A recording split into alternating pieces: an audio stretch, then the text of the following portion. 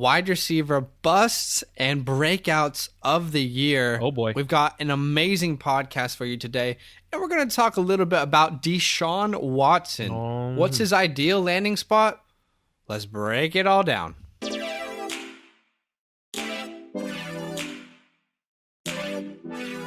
Welcome to the Fantasyland Football Podcast.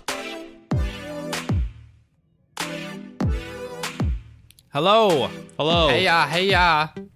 E-I, Hey ya. Uh-oh. Hey ya. Is that song actually called Hey Ya, by the way? Nah, it's called Shake It Like a Polar White Picture. Oh, okay. Polar I Ride. don't think that's accurate. I'm not sure that's accurate. This is Zach. That is Badaki.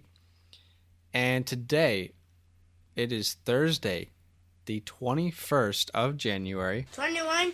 And you have found yourself listening to the Fantasyland Football Podcast. And my goodness, it is great to have you here. Welcome. Hope you stay a while. Just get cozy. You know, we're going to talk some football. We're going to talk some NFL. We're going to talk some fantasy. Lots to talk about on the pod today, but first, how are you doing? How's your day so far? Feeling good? Yeah, feeling good. You know, sun's shining. Day's good. Chilling. Get to do a podcast. Another one. That's right. I have 3 more days in quarantine. Really? 4 more days. 3 or 4 more days in quarantine. Yep. Did you get have you been COVID tested again? I had a COVID test day 4 of quarantine. 14 days. I have a COVID test in 2 days. And as long as we clear that one, we'll be out in 4 days, I think. Man, I've lost complete track of what day it is at any point. The only time I know that it's a certain day is because of football. That's it. Right. Other than that, I just don't know what day it is. And I feel like I've been in this hotel room for so long. But the end is in near. Is in near? It's in near. How do you say that? I mean, the end is near. The end is near. I mean, get to talking explore is pretty a beautiful difficult. city. Yeah. The end is in near. The end is Today, Junior. The end is near. Okay. Let's talk about some news to open up the show here, Badaki. What is going on here?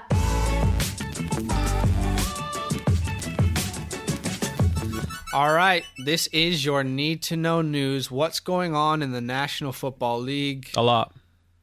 We had a swan song for one Philip Rivers. This is officially the last time we'll probably talk about Philip Rivers on this podcast. I guess on purpose. Yeah, I mean, He retires after 17 years, 16 with the Chargers, 17 with the Colts. This probably affects Chargers fans, obviously, way more than Colts fans. absolutely. But great career from Philip Rivers. Great career. I mean, dang on it. Am I right? Dadgummit. Is That's it what that? he says. And then he goes. Yeah. Why does he do that? I don't know. I guess it's the throwing thing. But Potentially the best mic'd up person we've had so far in the NFL. It's just so fun to watch him mic'd up. Hey. yeah, he's good. Thank you, Philip, for everything you've done, everything for the Chargers organization. I'm not a Chargers fan or a Colts fan, but, you know, thank you for giving the Colts some hope going to the playoffs this year. Yep. 5th most passing yards all time. 5th most passing touchdowns all time. You know Is what? Philip Rivers a Hall of Famer? Absolutely. I believe so. I mean, Okay. not the best, but I think without hesitation, he's a Hall of Famer. Okay. All right. Yeah. Some more news. Patrick Mahomes was limited in practice yesterday, which is great sign for this week. We'll see if that continues. And A.J. Brown. This is a crazy story on A.J. Brown. Yeah. What happened? Look, week 2, obviously, we all know that he missed a couple of weeks after week 2, but professionals told him his season was done. You know, Wow. they looked at his knees and they were just like, "You're done." But you know, AJ Brown probably with himself, with his smelling salts, he probably went up and was just like, "I'm not done. I'm going to continue playing." And he had an amazing season. He actually went to the pro. He's going to the Pro Bowl. Yeah, after from what, week 5 onwards, whatever it was that week he came back. It was fantastic. He was like a top 10 wide receiver every week in fantasy football, top 5 most weeks. He absolutely balled out, and he did it on 2 bad knees.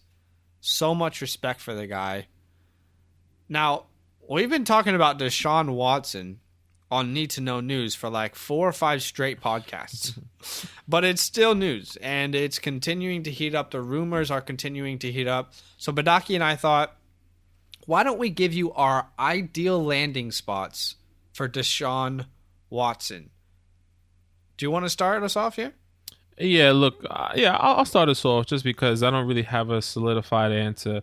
I can see Deshaun going to a lot of places. One team is the Colts. The Colts are an organization, are a team that I think could be Super Bowl ready in the next couple of years.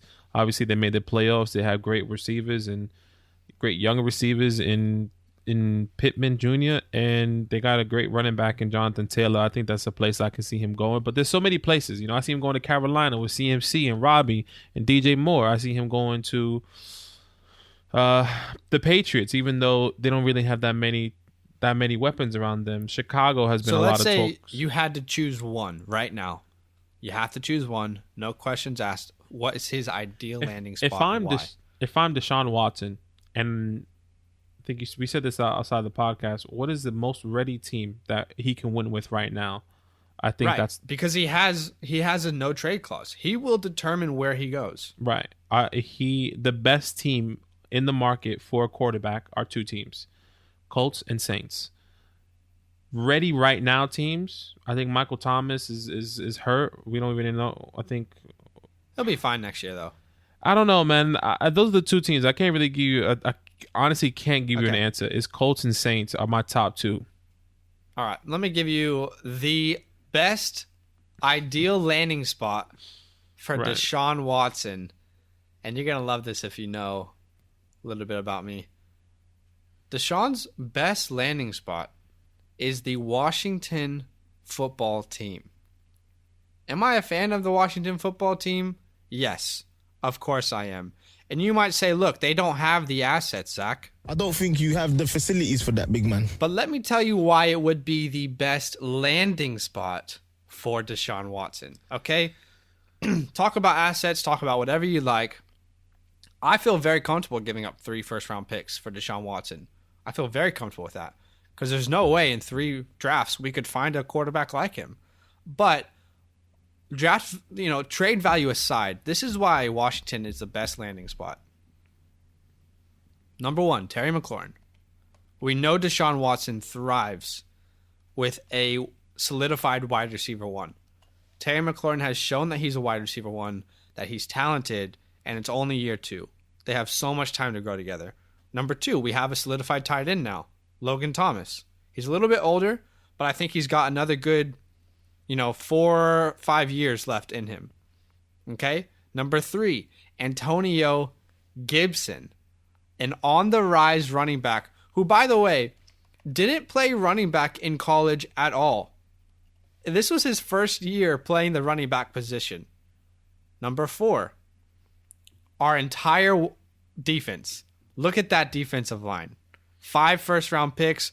We're going to lose Kerrigan in the offseason, but we still have 4 first-round picks. Matthew Ioannidis is, honestly, he's someone that is way overlooked. And then let's have a look at Cameron Curl, Chase Young, who's obviously on the defense, who's going to be the rookie of the year defensively, probably. We have Kendall Fuller, who was very underlooked this year. And if you want to top it off, special teams, we're set. We've got one of the best punters in the league. As if we're going to need him. Oh, my God. But no, in all seriousness, the final reason is people really respect Ron Rivera. The fact that Ron Rivera beat cancer mid-season, he was diagnosed, he beat cancer mid-season and came back and led his team to a playoff, people respect that. People respect Jack Del Rio. Who do people not respect? Dan Snyder. That is the only reason we might not have a chance, is because no one likes our owner, Dan Snyder, and probably for good reason. There's enough allegations that come up. Eventually, one of those have to be true. So That is my ideal landing spot. You want a wide receiver 1, a running back who has potential to be a top 10 running back in this league already. Okay, already. You want a top 10 tight end, and you want a top 5 defense. By the way, last thing I'll say, I know I keep saying last thing I'll say, but this is the last thing I will actually say. PFF graded our offensive line last year the 6th best offensive line in the league. Talk about a massive upgrade going from one of the worst offensive lines in Houston with no wide receivers, no weapons, no defense, to going to Washington. I think we automatically become a Super Bowl contender. Do I think it will happen? No, I don't think it will happen. But that is my ideal landing spot. Is it because I'm a Washington fan? Maybe. But I do genuinely think that it is the best landing spot. I genuinely do. I mean, look, you make a great case.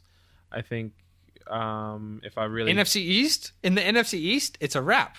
I think why would you not go to the NFC East if you're a competitor? You know.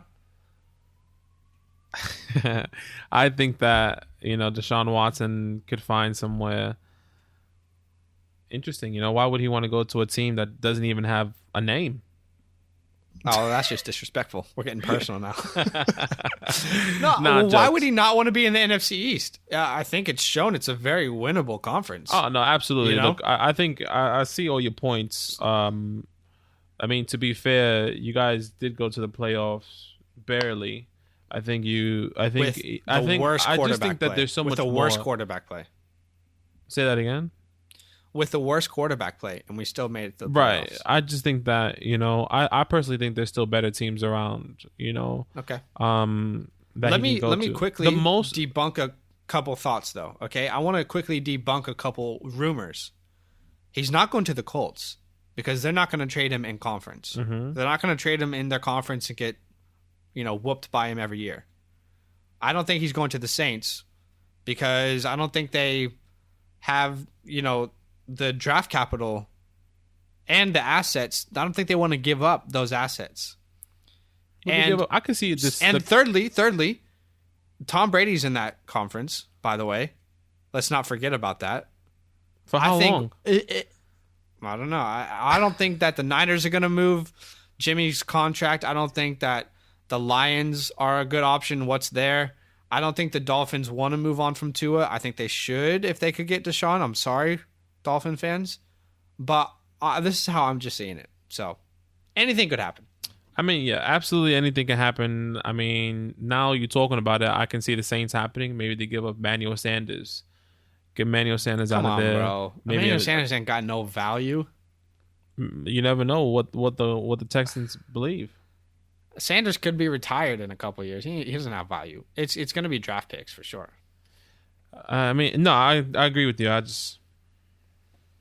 He's going to go to a team that's ready to win right now. He's going to have Alvin Kamara, that's right. Michael Washington Thomas, football team, baby. Jared Cook, if he's still there, as an example. Obviously, the Colts still missing a couple pieces. East champion Washington football team.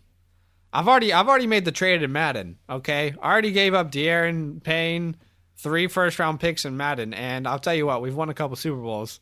All right, all jokes aside, guys, Deshaun is going to be on a new team, we think, and we're going to report that as it comes in. But the easiest way for you to keep up with all things NFL and fantasy football is to follow us on our social media accounts. We've got Instagram, Facebook, Twitter, TikTok, YouTube, all different avenues that you can follow us. And the easiest way to find all of the links is actually to go to solo.to/fantasylandfootball. Again, that's solo.to/fantasylandfootball. That's the easiest way to find every link for Fantasyland football. And we've just made this recently for you. The one thing I do want to highlight is Facebook groups. We made a Facebook group. Yeah. Why would people want to be a part of that, Badaki? Look, we all know what Facebook is. If you go to Facebook to go to Facebook Markets, you go to Facebook to get all the goss. Come to Facebook, get the goss. We got the goss on the Facebook group, but it's all about community. Let's be honest. It's all about community. It's all about you having the opportunity to discuss and have your theories. Just like Zach had his theory about Deshaun Watson, you can put your theory in the Facebook group of where Deshaun Watson is going to go and why you think is a perfect fit. And then other people will comment, will give the opinions. It's just a place where you can interact, and get to grow your own community as well in that space. So check out the Facebook group. We're actually really excited. Join the group, invite a friend, tell the friend to invite another friend, and look, we're gonna grow. We're gonna make this the biggest fantasy football Facebook group. Yeah, on Facebook. Big ambitions. Okay, I believe it. You got to speak into existence. Am I right? You are right, my friend. The easiest way to find all those links is solo.to/Fantasyland Football, guys. Okay, we've been doing a series, Bust and Breakouts of the Year. Mm-hmm. First, we did quarterbacks. That was 2 weeks ago. Then we did running backs. Mm-hmm. Great intro, Zach. And now we are doing wide receivers. Wide receiver bust and breakouts of the year. Again, if they're a breakout, all this is based off of ADP from when the season started this year in 2020. Okay, what was their ADP, average draft position? Where were they drafted? And how did they do? Where did they finish? So if they were a bust, that probably has to do where they were drafted and where they were finished. If they were valuable because of their draft position, they exceeded our expectations, they found themselves on our breakouts. So let's start off here, Badaki, with some breakout wide receivers of the year. You know why people are jumping on this bandwagon? Okay. You know why. I started this thing, Steven. I started it last year. This kid is ridiculous. All right. Badaki, why don't you start us off here? We've got 4 wide receivers. Well, there's tons that we could have chose from. A lot of wide receivers broke out this year, but we specifically chose 4, Badaki. Who's the first one we want to talk about? Yeah, look, my first guy, and it's probably my favorite guy, the best guy for my fantasy team that has catapulted me towards the finals to the fantasy championship, which I lost, by the way, which is okay. Controversial trade for me. Stefon Diggs. Okay, Stefon Diggs has been an absolute monster this year. He was an absolute stud. If you drafted him, you have gotten everything and more. He finished as wide receiver 3. His average draft position was number 28. He was wide receiver 28 to go.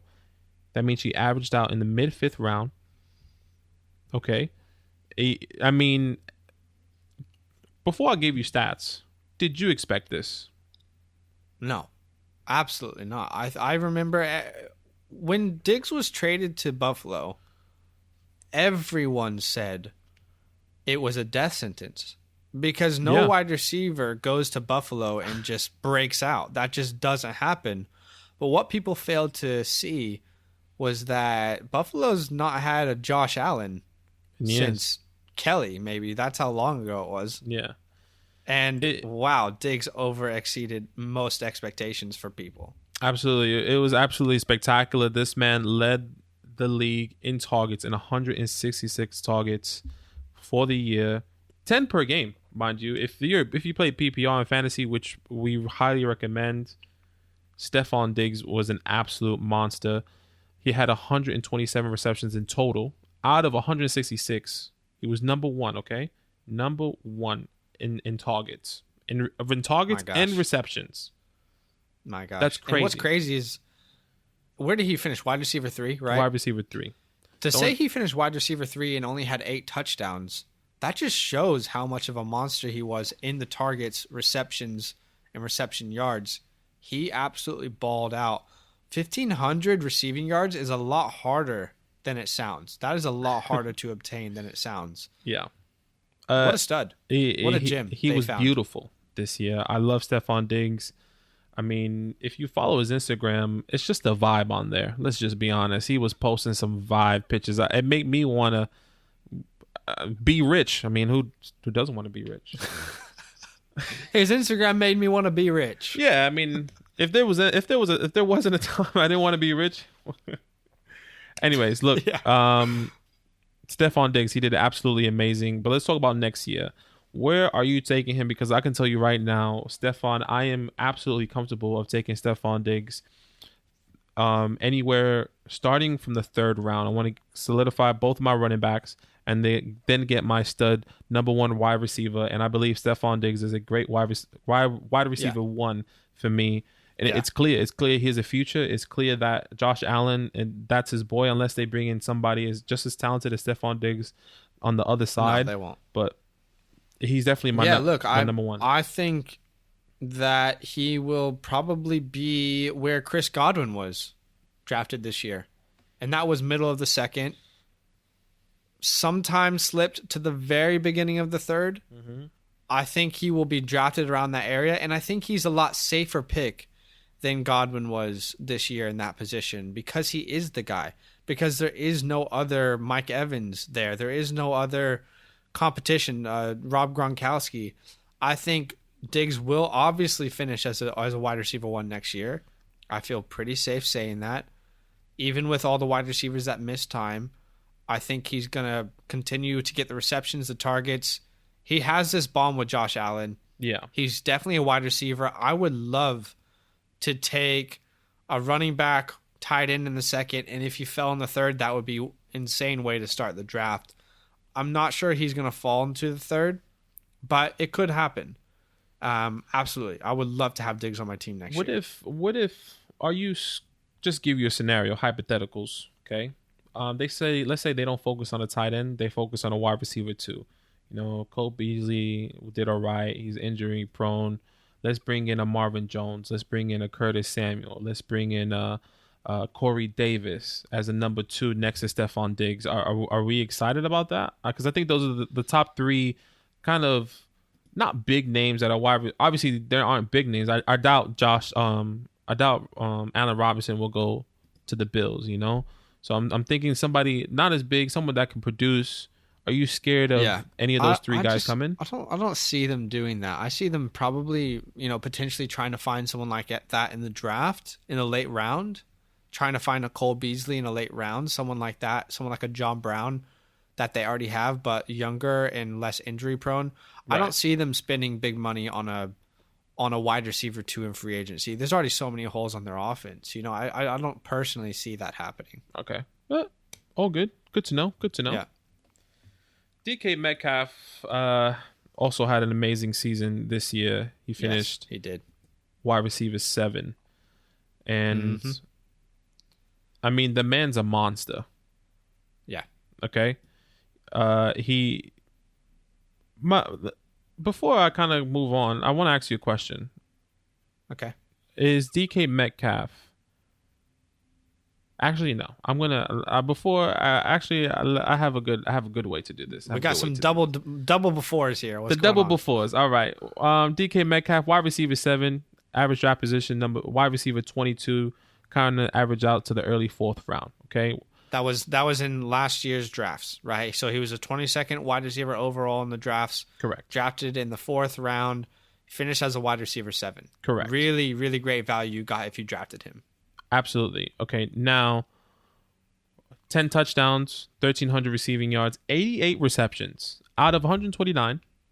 Okay. Targets. He missed a few there. He was just targeted a lot, obviously. But look, I'm not too excited about DK. And let me tell you why. Going into this next season, I think DK had a great season. I think DK... I think this is his absolute ceiling. I don't see him really finishing any higher than this.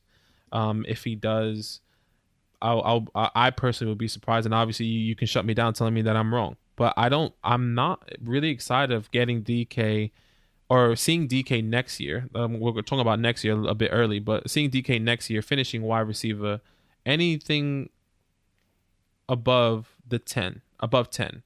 I see him finishing really? You don't think under he 10. Finishes above wide receiver 10? I don't believe it. I don't know why. Maybe this is just a wrong gut feeling early right now. I think DK did amazing. I think a lot of teams are going to be game planning for DK going into his third year. Yeah. I think he won't have a massive downfall, but he is just going to be that guy that, like, you know what? He's a good wide receiver too. He's a solid wide receiver too. You know, a lot of people were saying he was going to be the number one guy. Tyler Lockett. This isn't fantasy finished football. This is fantasy football is what we're talking about. Yes, fantasy football. I don't on his team. Tyler Lockett finished as wide receiver 8. Right behind him, Tyler Lockett didn't have the best season either. No, he was obviously very they have inconsistent. Russell Wilson, but I'm not excited about DK at all. Okay. Look, I think he's shown that he has top 5 upside. I think the offense broke down quite significantly, and they lost their identity. They allowed Russell Wilson to just ball out, and then they were like, let's kind of switch things up a little bit because it's working too well. And I'm not sure. I agree. There is a lot of unknowns with DK next year. We don't know what the offense will look like. We don't know who's leaving, who's going to come in through the draft. But I do think I would happily say he finishes as a wide receiver 1 this season. I think he could easily have a top 5 finish. He is that type of talent with that type of quarterback in the backfield. So I think absolutely it's a possibility. I think Tyler Lockett's value goes way down. I don't think he has a great season next year. I believe but that I think as well. DK has absolutely solidified himself as the wide receiver 1 on this team, and he has top 5 upside next year. What's more realistic finish? I think like what he finished this year, 7 to 8, 9 is more realistic, but he has a top 5 upside. I just can't see it right now, and like I said, maybe it's just a bit early. But I'm thinking of people that obviously finished under him. I'm thinking of a Keenan Allen. You know, are you taking Keenan Allen over DK? Are you taking a Allen Robinson over DK? Because these are the guys that finished underneath him this year. That really all determines on where he goes. But I'll ask you a question: are you taking Calvin Ridley or DK? That's a big question. I would take Calvin Ridley. Well, I already know I'm taking Calvin Ridley. Okay. So I think. How about Michael Thomas? Michael Thomas has a lot of unknowns. That's a good question. Michael Thomas or DK? It depends on who his quarterback is. Deshaun goes, Michael Thomas every day. Jameis Winston, I'm not happy with it. All right.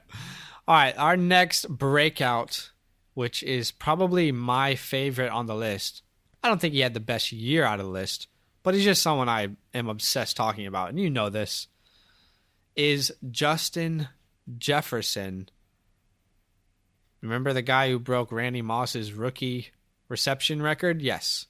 That is the guy we're talking about. Justin Jefferson was drafted as the wide receiver 48 and finished as the wide receiver 6th. This guy, you got him in the 10th, 11th round, and he finished as a top 6 wide receiver. That is the definition of an absolute breakout. Right after they moved him out of the slot into the outside, he started balling out. And you know what's funny is if you drafted him, most people probably didn't hold on to him unless you're in a dynasty league. You probably let him go to the waiver wire. Yeah. And he was probably the best wide receiver on the waiver wire this year. Most people probably picked him up after that big game where he dropped 30 points or more. That's what's hurtful. You probably drafted him late and then you let him go. Yeah. Someone else picked him up, right? Yeah. Look, JJ is JJ special. I'm actually really interested to see how this is going to pan out with Adam Thielen, JJ. Who are they going to make their plays around? You know, Dalvin's behind them. It's a great problem to have. It's a really good problem to have for this team. Oh, absolutely. If they could Absolutely. defensively figure some things out. I mean, I think in the course of the year, we saw Kirk Cousins throwing more. You know, obviously they were down a lot in games, and he had to throw more. But I wonder if that means, you know what, Kurt, we have another guy here in JJ. You know, Dalvin's going to lose touches. Does Dalvin, drop? Well, that's what scares me because I think ideally this team doesn't want to be a team that has to throw the ball any more than 25 times a game. I think that's the max that they would like to throw the ball. But the issue is their defense couldn't stop people to save their lives. If their defense improves, that would actually hurt Justin Jefferson and Adam Thielen's stock, in my opinion. Yeah, I definitely agree. It's going to be interesting. It's once again really early in the season. I'm interested who they bring in this year. If they bring in somebody else on the offense, but I doubt it. Where are you taking him next year? I think it's, like I said, it's just scary because I don't think they want Kirk Cousins throwing more than 25 times a game. So that does worry me. I think I'm taking him wide receiver, around wide receiver 12 to 16, around that area. I mean, who are some other guys? Would you rather have a Chris Godwin, Terry McLaurin, or Justin Jefferson? Those are the kind of names I think that will be drafted in the same area as a Justin Jefferson next year. Yeah. I think of Roberto Woods, Cooper Kupp will fall. There's a lot of people that Amari Cooper, he was around that area. Yeah. It's a lot of questions. I think we need to go through our mock drafts and see, who is he a wide receiver 1 or wide receiver 2 for you? Well, what did I say? Week 5 of this season. No, I'm talking about in fantasy. Oh, okay. I think he's a wide receiver 2 in fantasy. Okay. But I think that this is what's great. He's a wide receiver 2 in fantasy right now, but he absolutely has the potential to be a wide receiver 1 next year. He absolutely has the potential to finish as a top 12 wide receiver. Yeah. Because of his talent, because of the opportunity that could be there. It's going to be fun talking about the offseason and some of these guys. But quick side thought there. This trade where the Vikings sent Stefon Diggs to the Bills for a first-round pick, that first-round pick then turned into Justin Jefferson. What a win-win for both teams. It is so rare to see win-win trades like that. This helped both teams. There's not a loser in this trade, is there? You just had a massive realization. Wow. I mean, I know we all know it, but when you think about it, it's like that doesn't happen often. That really doesn't happen often. I mean, no. Washington football team took Josh Doxson as in the first, I think it was pick 7 of the draft, and he was an absolute flop. It's so rare that you get such a win-win scenario. But the next guy on this list, Badaki, everyone said this could be this year's Chris Godwin. Oddly enough, Chris Godwin isn't on this list. But instead, Calvin Ridley is on this list. Calvin Ridley, what a year. Finished as a wide receiver 4. What was Calvin Ridley's ADP? Let me look it up really fast. I just want to double check it. I feel like I have the wrong one. While you're going to find his ADP, let's look at his stats quickly. 90 receptions, 143 targets, 90 receptions, 1,374 yards, and 9 touchdowns. He absolutely balled out, finished as a wide receiver 4. Do we have his ADP? We don't have his ADP. It's just a little bit of a struggle for me. You're good. But yeah, obviously I love the big Calvin. question here. I think Calvin. The big question, Badaki. Okay, you go ahead. Go ahead. No, I just think that Calvin. I think Calvin's gonna be. Let me just get my thoughts really fast because I'm doing 2 things at once. I think Calvin is a solid wide receiver 1. In fantasy? Yeah, in fantasy. Okay. Yeah. So I believe that he's going to be wide receiver 1. I think Julio Jones, not saying that Julio Jones is going to be, lost, but a lot of people, even during the year, they said, Calvin Ridley is going to be taking away touchdowns from Julio. Julio doesn't score touchdowns, blah, blah, blah, this and that. I think Calvin Ridley is going to be this guy that comes in. He is a solid wide receiver 1 in fantasy. I think Matt Ryan loves him. I'm really interested in what's going to happen in the offseason if they do get a quarterback, because I'm scared. I think Calvin Ridley is going to hit his prime. Matt Ryan's gone. This is his prime right now. So I feel like if you like Calvin Ridley, you need to get him for probably this last year, or technically 2 more years, since Matt Ryan has 2 more or 3 more years on his contract. It all depends on what happens. It all depends on what happens in the draft. So yeah. We could be talking too early. Okay, so his ADP, he was drafted as a wide receiver 17. That was the 4th or 5th round is where you picked him up in drafts. And from week 1 onwards, he was an absolute stud. Finished as a wide receiver 4. That is a type of breakout value you are looking for on this list. I'm really interested to see if Julio is healthy all of next year. I'm not sure who's going to finish as a better fantasy asset. I still think Julio is that guy. I really do think he is. But if there is a new quarterback brought in, if it's Zach Wilson, if it's Justin Fields, and they start, that's going to really maybe make you question taking one of these guys really early, because you don't know if they switch to a quarterback right, and that quarterback doesn't perform well. I think that what's going to happen is that I think Calvin is still, or I think Julio is still wide receiver 1. I don't think he will be affected. They will have an evenly distributed workload. Okay. And both of these guys are going to be gain touches, I guess, in the sense of how Tyler Lockett and DK Metcalf are. Obviously, DK finished 7th and Tyler Lockett finished 8th. So, yeah, it's going to be interesting to see what happens in the draft. A couple honorable mentions, just because we didn't have time to talk about them. But Brandon Ayuk was injured a little bit to start the year, but he absolutely came out and balled out. And Robbie Anderson. I don't think anyone expected Robbie Anderson to have the season that he had. Will that continue next year? That's for another podcast. But big shout out to those two for having really great years. All right, we talked about the breakouts of the year at the wide receiver position. It's now time to bring you the busts of the year. Oh, boy. We need as many men as you can spare, so call the dogs off. Send the National Guard, please. They need emergency help. They're coming. Help is on the way. All right. We have 4 bust wide receivers of the year. These guys were drafted at a certain position and absolutely did not live up to that draft stock. You did not get proper value back for them.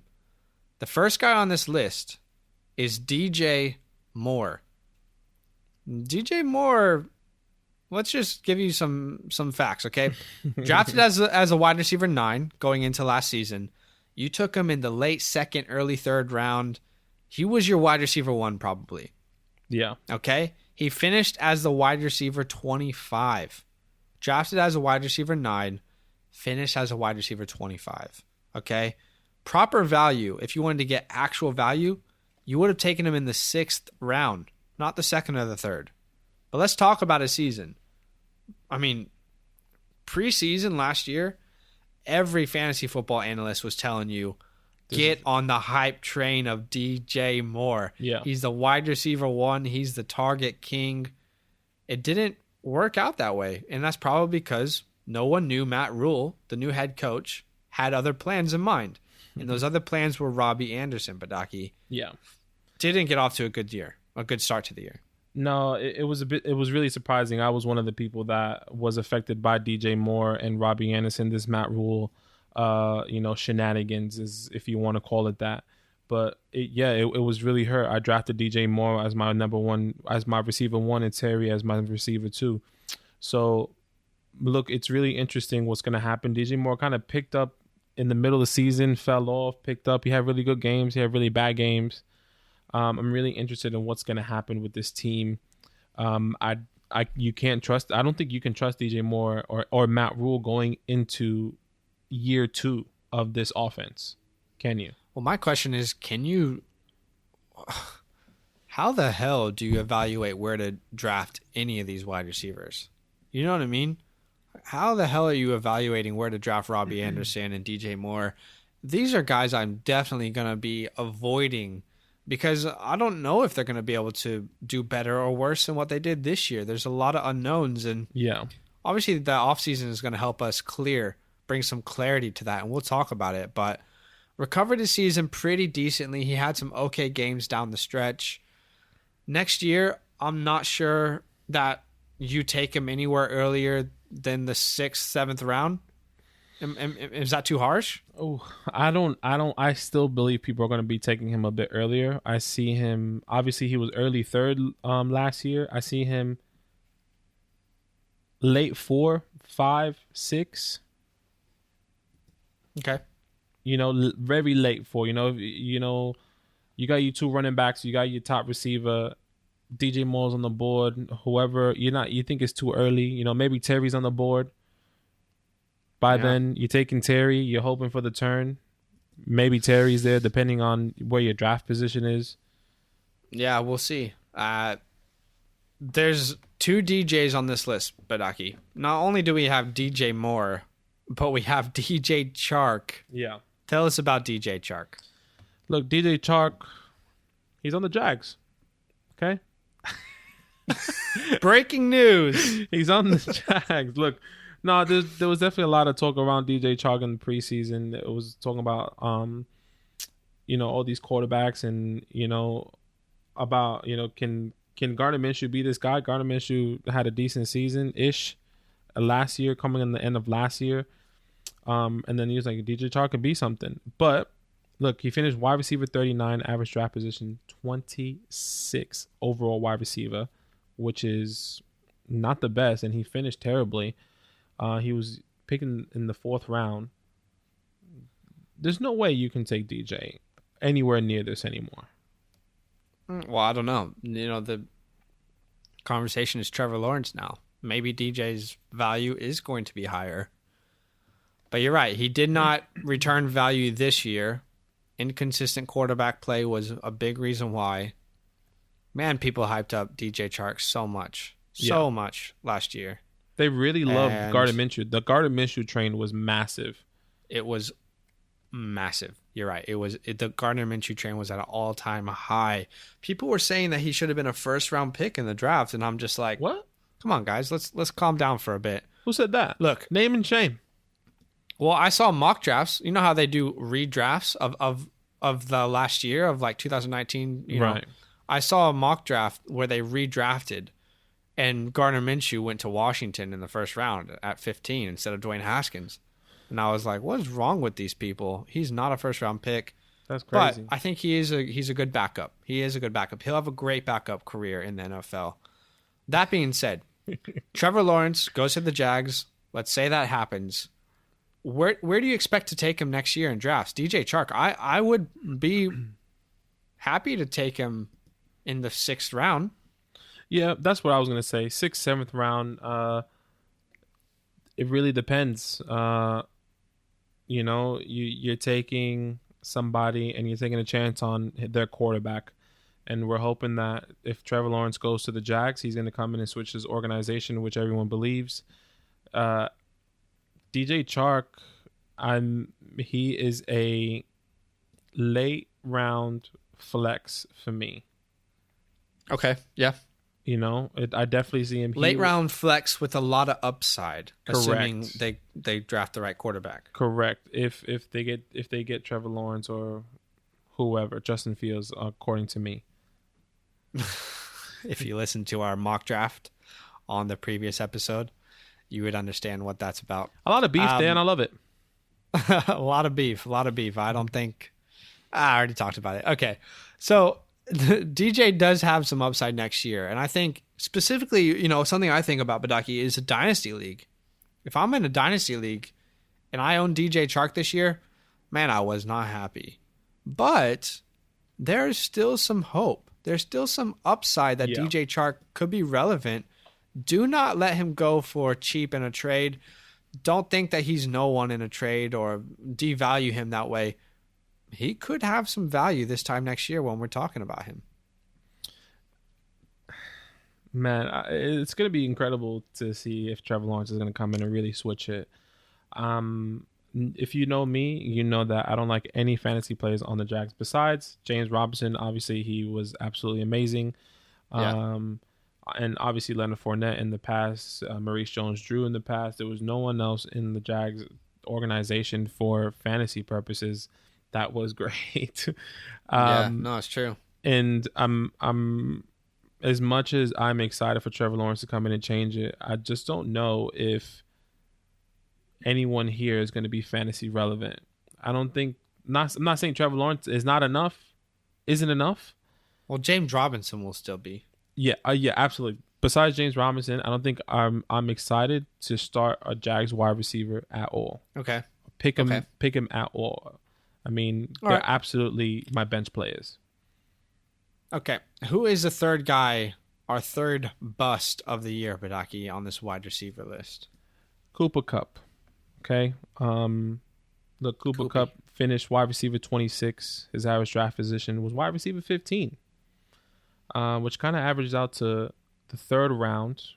You know, right? He was drafted before DJ Chark, and he finished 13 places above DJ Chark, which is obviously a little bit better, but still, Cooper Kupp, a lot of ups and downs. The way people were talking about him, that's the thing, you know. Yeah, exactly. The way people were talking about him and Robert Woods in preseason, there was a lot of hype, a lot of, hey, people forgot about these guys, or don't forget about these guys, and that was probably a little bit overdone, overblown. Yeah, it wasn't the best year. There was a lot. Can I just say this? There was so much hype around a lot of people in the offseason. Oh, of course, there always is.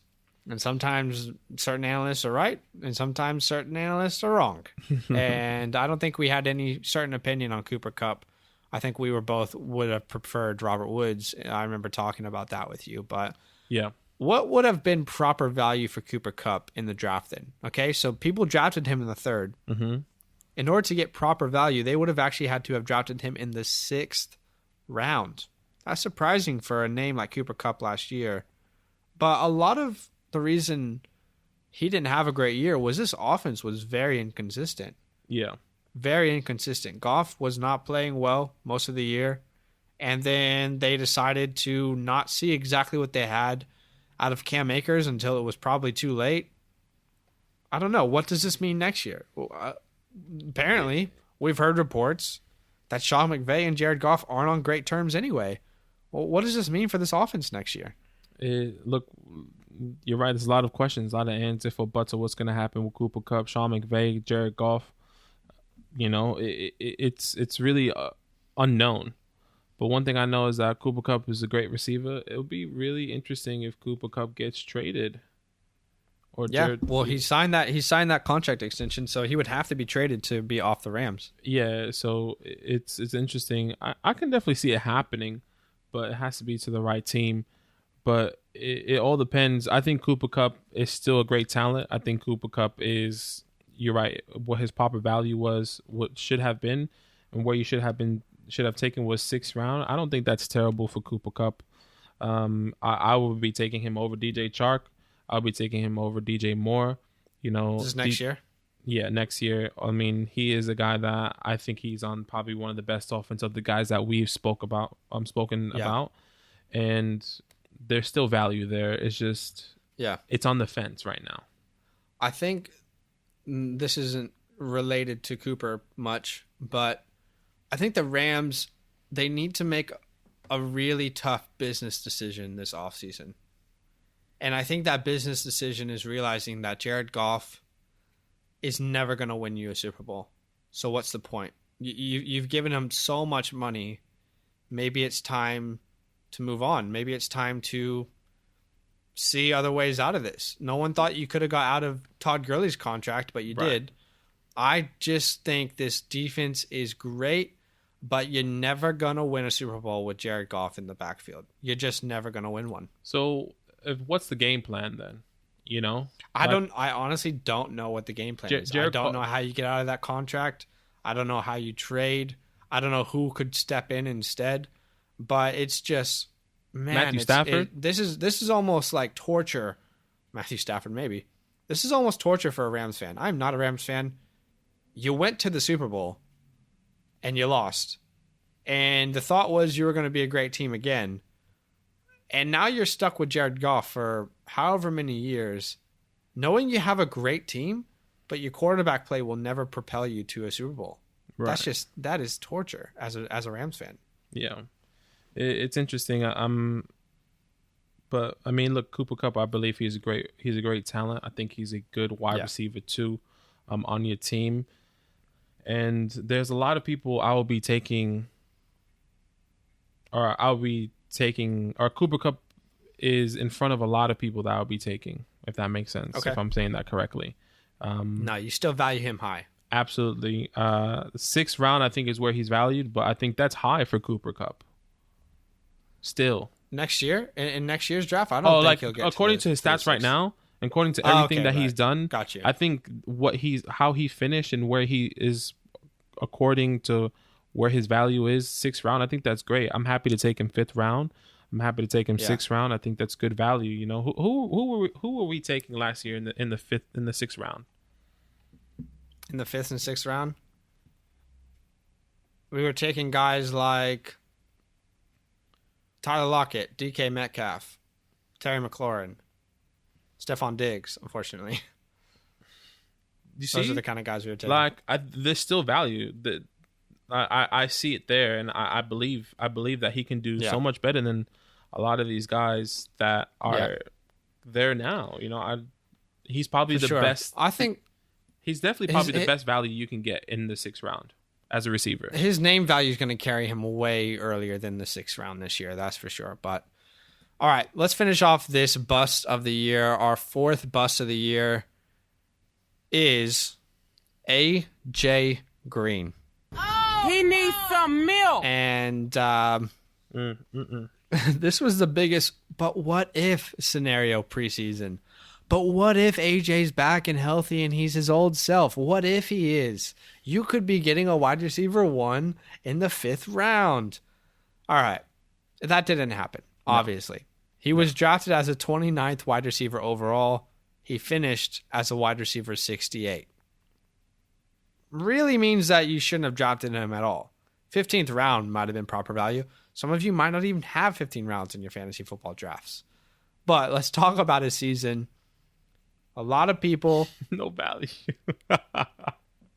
there was no value there. That's funny. On our thing, we have like 15th round. It says 15th round proper value, and then in parentheses just says no value. It's just funny.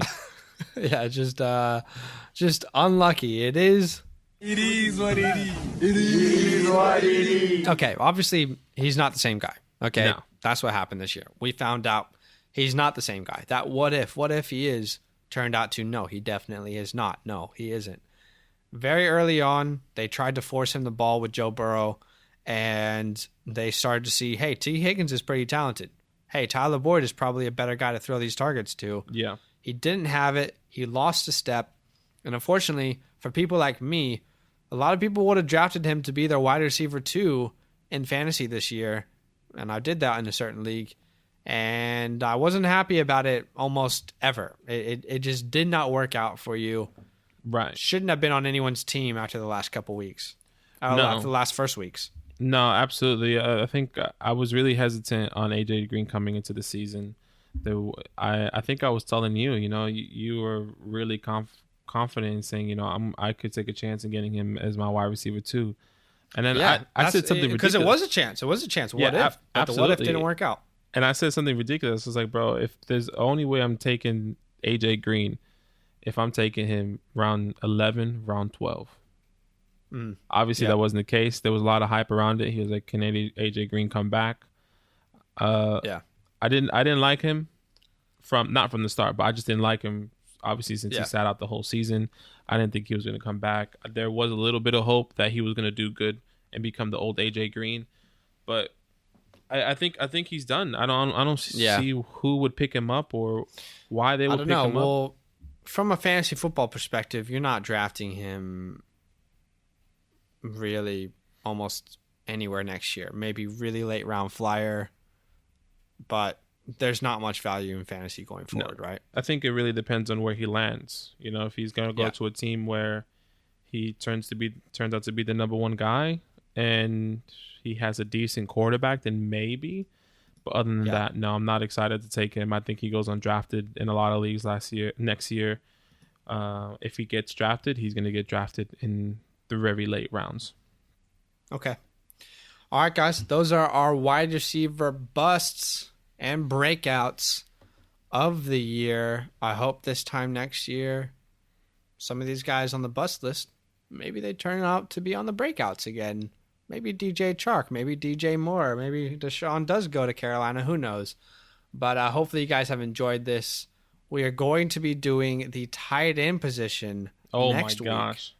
Tight end bust and breakouts. That's going to be a hard one. It's going to be fun, but we're excited for it. Don't miss our next episode. We're going to be talking about the Super Bowl, Badaki. I cannot believe we're here. That's crazy. We're going to be talking about the Super Bowl. Who do you have? I think we said it again, but just so everyone remembers, who do you have? Chiefs. Bills. That was day one, Chiefs. Who was your Super Bowl pick? Day one? Day one, Titans. I mean, don't go with the obvious, though. Like, I want to challenge you next year. Yeah, well, now if you're going to ask me who's going to win the Super Bowl, I'm going to tell you the Chiefs are going to win the Super Bowl. Well, of course so they're going to win the Super Bowl. Not you. Not that you're boring. I think a lot of people would have said that as well. Like, of course the Chiefs are going to... Hey guys, my name's Zach. Nice to meet you, and I am boring. It's just more like, of course, the Chiefs could win the Super Bowl. That's like when Tom Brady had his whole dynasty. Of course, he's gonna win, but like, who can beat him? Of course. Well, yes, no one is unbeatable this year for sure, and we'll see what happens because the Bills very well could beat the Chiefs. The Raiders, Packers could beat the Chiefs. The Bucks could beat the Chiefs. Anything could happen. I still am taking the Chiefs with my money to the bank. So it'll be fun to talk about, though. That's for another podcast. Okay. Yeah. All right, guys. Well, hopefully you've enjoyed listening to the pod. Thank you so much for tuning in. Last thing we quickly want to talk about is Patreon to close the show, Badaki. Yeah. Patreon.com/FantasylandFam. What is Patreon?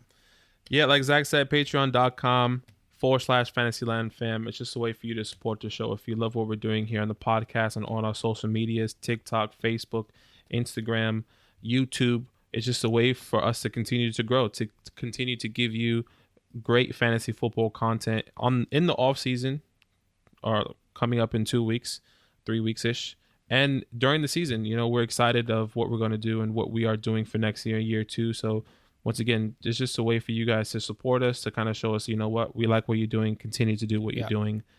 Patreon.com/FantasylandFam. So I guess the questions are, do you enjoy the content and would you like to support us? That's one question. The other one is, would you like to unlock exclusive content? If you are a yes to both of those questions, then check out Patreon. Super easy to support the show. All love, guys. Have a great night. We'll see you on the next one. See you there. See you there.